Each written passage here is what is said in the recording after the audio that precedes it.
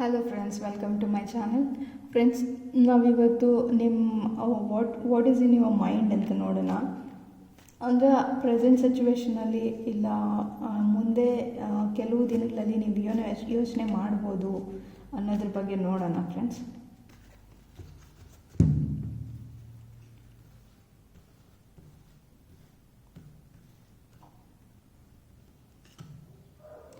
Friends, ಮುಂದೆ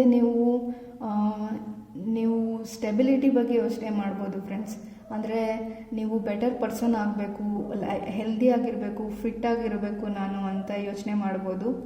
so ನಿಮ್ಮ health ಬಗ್ಗೆ ಫೋಕಸ್ ಮಾಡ್ತೀರಾ ಅಂತ ಹೇಳ್ತೀನಿ, ಇಲ್ಲ ಫಿಟ್ನೆಸ್ ಬಗ್ಗೆ ಫೋಕಸ್ ಮಾಡೋ ಚಾನ್ಸಸ್ ಇರುತ್ತೆ ಅಂತ ಹೇಳ್ತೀನಿ ಫ್ರೆಂಡ್ಸ್.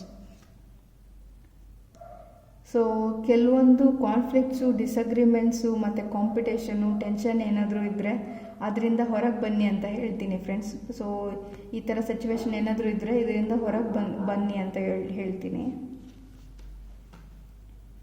ಸೊ ಆ್ಯಕ್ಷನ್ಸ್ ತೊಗೊಳ್ಳಿ ಫ್ರೆಂಡ್ಸ್. ನೀವೇನು ಅಂದ್ಕೊಂಡಿದ್ದೀರಾ, ನಾನು ಬೆಸ್ಟ್ ವರ್ಷನ್ ಆಫ್ ನಾನು ಸೆಲ್ಫ್ ಆಗಬೇಕು, ನಾನು ಫಿಟ್ ಆಗಿರಬೇಕು, ನಾನು ಹೆಲ್ದಿಯಾಗಿರಬೇಕು ಅಂತ ಯೋಚನೆ ಮಾಡ್ತಿದ್ರೆ ಅದ್ರ ಬಗ್ಗೆ ಆ್ಯಕ್ಷನ್ ತೊಗೊಳ್ಳಿ ಅಂತ ಹೇಳ್ತೀನಿ.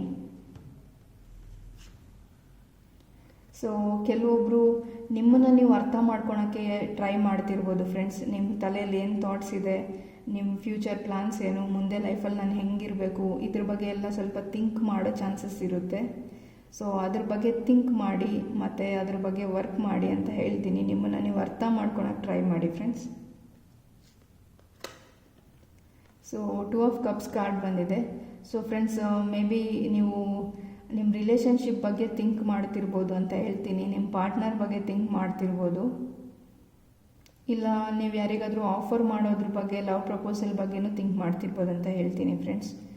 ಸೊ ನೀವು ನಿಮ್ಮ ಹೆಲ್ತು ಮತ್ತು ಫಿಟ್ನೆಸ್ ಬಗ್ಗೆ ಥಿಂಕ್ ಮಾಡೋ ಚಾನ್ಸಸ್ ಇದೆ ಫ್ರೆಂಡ್ಸ್. ಕಾನ್ಫ್ಲಿಕ್ಟಿಂಗ್ ಸಿಚುವೇಷನಿಂದ ಹೆಂಗೆ ಹೊರಗೆ ಬರಬೇಕು ಅಂತಲೂ ಥಿಂಕ್ ಮಾಡ್ತೀರಾ.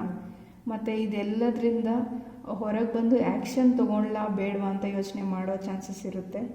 ಸೊ ಆ್ಯಕ್ಷನ್ ತೊಗೊಳ್ಳಿ ಅಂತ ಹೇಳ್ತೀನಿ.